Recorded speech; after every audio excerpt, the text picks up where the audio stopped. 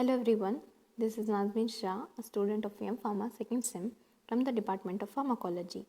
So today in this video I'll be doing a seminar on the topic establishing pharmacovigilance centers in the hospitals. So this comes under the subject clinical research and pharmacovigilance. So first of all, let's see what pharmacovigilance is. According to the WHO definition, it is the science and activity relating to the detection, assessment, understanding, and prevention of the adverse effect or any other medicine related problems.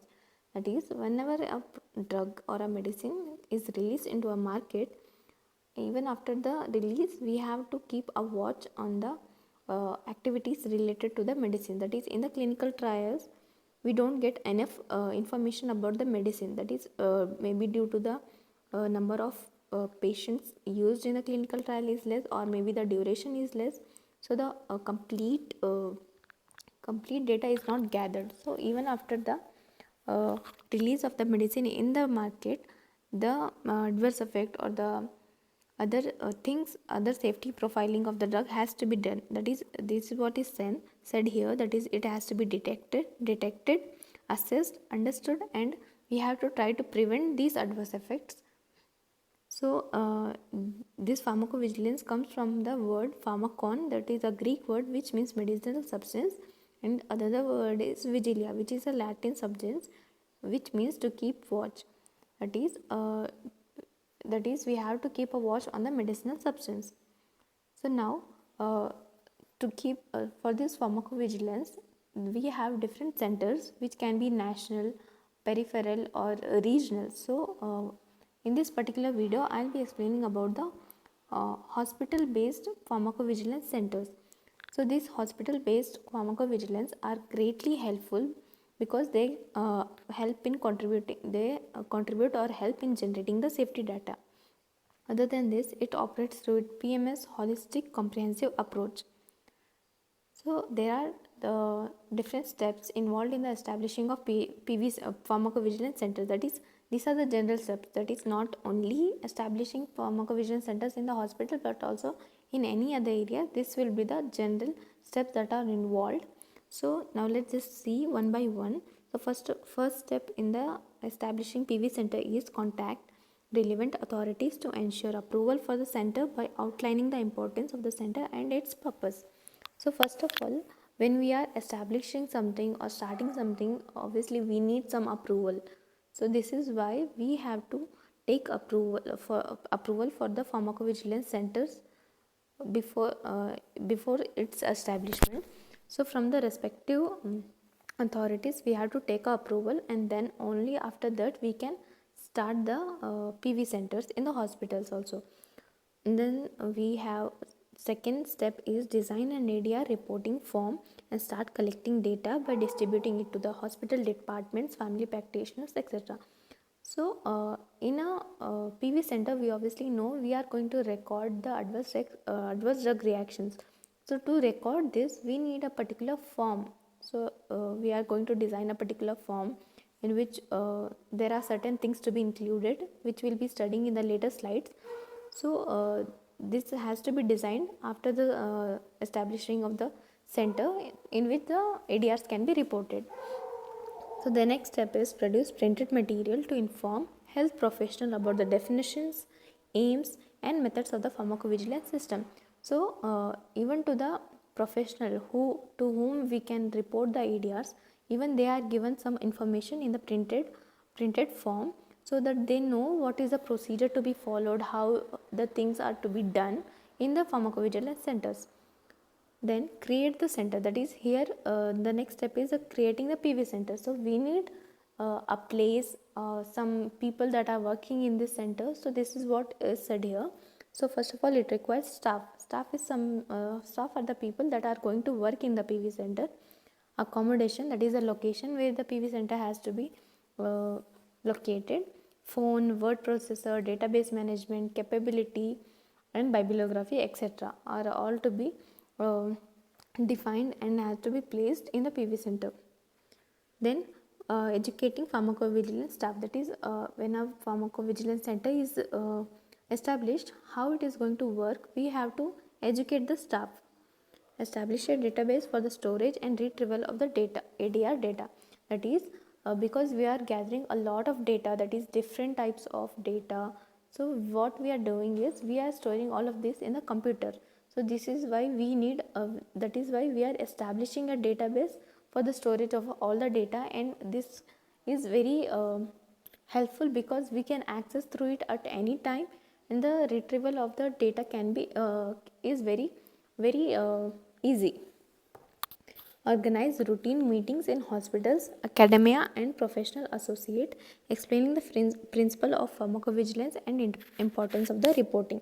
So here in this particular point, we are trying to tell that we have to organize certain campaigns or programs in the college or hospital, so that we create awareness about the ADR reporting, because ADR reporting is very important. So we are creating awareness in the patients and students, so that all the people are aware about the ADR reporting, and they report the ADRs in the pharmacovigilance centers. So the last point is promote the importance of reporting ADR drugs and reaction through medical journals, other professional publication and communication activities. So here also it is a awareness creating by publication or journals, etc. So establishing hospital-based pharmacovigilance centers. Now we'll just look into the steps, each step by step. So first, new center can start operating very quickly. When we are establishing a hospital pharmacovigilance centers, it will start operating very quickly. But from uncertain stage to becoming an established and effective organization, there are certain steps that has to be monitored and maintained, that like time, vision, dedication, expertise and continuity has to be maintained. So what are the basic requirements for the PV center? So there are three requirements which are effective for the functioning of PV centers, which are staff, infrastructure and funding. So this will be seeing in detail. So first of all, what are the staff requirements? So for the staff requirements, there has to be adequate staff. The size of the center has to be seen, assessment time and case report, secretarial assessment. This we are going to see in the next slides. So first of all, the staff requirements. So we are going to hire certain staff. So these staff can be hired for the full time or the part time job. So other than this, we will see the qualification. It has to be minimum and essential qualification. So the basic qualification can be so for the person to work in pharmacovigilance center, he can either be a MBBS qualified or a PharmD qualified student or a BDS student. So other than this, there are also desirable qualification, like if any student who has completed his postgraduate qualification can also be a part of the staff in the pharmacovigilance centers. Other than this, the staff has to be expertise in clinical medicine, pharmacology, toxicology and epidemiology, experience or a trained person. Like if a person is not qualified enough, but he has quite enough experience, then even he can be taken as a staff. Communication skill has to be seen while hiring the staff. The commitment and dedication has also to be seen.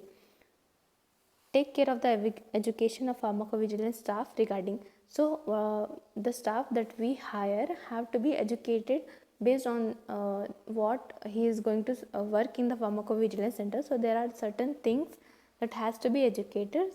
So they are like data collection and verification. That is, we are teaching the staff how the data has to be collected. That is the ADR reporting, how they have to be maintained, collected, how they have to be verified, how they have to be interpreting and coding of the adverse reaction descriptors, because we are all storing this in the database in the computer. So they are stored in the form of coding, and this has to be interpreted later. So this has also to be taught. That is, interpretation and coding of the adverse reaction descriptors have to be educated. The coding of the drugs, that is what I have said. That is because we are storing it in the database, we are coding each and every drug reactions or the drugs. Case casualty assessment, signal detection, risk management, etc. has to be taught to the pharmacovigilance staff. The next step we are seeing is infrastructure. So the infrastructure of the pharmacovigilance center, first of all we will see the location. So in the hospital, any department of the hospital can be made as a pharmacovigilance center. So ideally it can be a clinical pharmacy or a clinical pharmacological department or a clinical toxicology or epidemiological department can be used as a pharmacological center. So the space, it has to be adequate so that the staff is comfortable in it and the infrastructural requirements are accommodated. So there are certain equipments that are needed in the pharmacovigilance centers. So now here we'll be seeing what are the different equipments. So first of all we need communication systems. So these systems can be computer or internet connection. Other than this we have telephone and fax, printer and a photocopier. So the next thing is information system. So these are the systems where we are going to collect and store the data.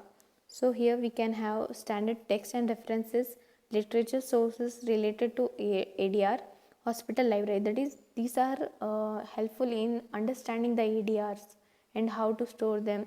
So there are certain books which we can refer while doing the pharmacovigilance job. Infrastructure continuation. So here there are certain equipments required in the PV center. So these are like computer chair and table, office table and chair, cupboards, bookshelves and general racks. Other than this, the PV center should be adequately ventilated and lighted. So initiation process, how are we going to start the pharmacovigilance centers? So first of all we have to create awareness among the healthcare professionals. HCP means stands for healthcare professionals. So how are we going to create this awareness, that is for the pharmacovigilance, that is for the reporting of ADRs? So this can be done by seminars, giving the seminars, workshop, personal and training meetings, adopt suitable and feasible methods. So this can be done by spontaneous reporting systems. We are going to develop certain systems in which we can record all the data very feasibly. Third point is design ADR reporting and documentation forms, simple yet comprehensive. So we are going to design certain forms which has to be simple, but it should contain all the information that is needed. Ensure easy access to reporting forms, that is all the collected data has to be stored in such a way that it can be easily accessible. Assist the healthcare professionals in identifying the event and provide update on drug safety issue. Provide feedbacks on the reported information. So the people who are reporting the ADR, so we have to provide them with the feedback thank you notes. Next is develop a suitable database, that is we are going to store it in the computer. So we are developing a suitable database for easy documentation and retrieval of the information. Communication and disseminate the information. So we have to communicate among the doctors and professionals so that the information is distributed. Have contacts with international institutes working in the pharmacovigilance. So we should have certain contacts. So we can have contact with WHO, Department of Essential Drug and Medicine Policy, Uppsala Monitoring Center, which is from Sweden. So how are we going to report these ADRs? To whom are we going to report these ADRs? Now we are going to see this. So the spontaneous reporting is the backbone of the pharmacovigilance system. That is, whenever a ADR is seen or identified, it has to be reported spontaneously at the time when it is identified only. So this is one good practice which will help pharmacovigilance centers. Reporting Form A, notification relating to a patient with an adverse medical event suspected to be induced by a medicine.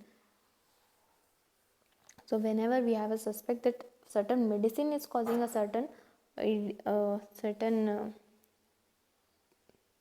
adverse reaction, so this has to be reported in a form called as Form A. So other than this, we also have electronic reporting. So whenever we are designing a ADR reporting form, it has to have certain contents. So this is shown in this present slide. That is, if firstly it should contain patient information. So the patient information, what is the age of the patient, what is the sex, what is the brief medical history of the patient has to be included priorly. Next, we have to include adverse event. So what was the adverse event that has been seen, the description, the date when it was initiated, the course and outcome. So if we have any doubt on a particular medicine that this might have caused this particular medicine have caused this adverse event, so this has to be reported. And any relevant data by lab investigation. So if any lab reports have relevance with the adverse event, even then we have to mention it in the form. Suspected drug information. So when we have suspected drug, that this drug might be causing this particular adverse event, then the name of the drug, the brand, the manufacturer, the dose, etc. has to be mentioned in the form. Other than this, we have details of concomitant drugs that we are using. That is, if we are using more than one drug, that detail has also to be mentioned. Risk factor, if any: impaired renal function, previous exposure to suspected drugs, previous allergy, social drug use.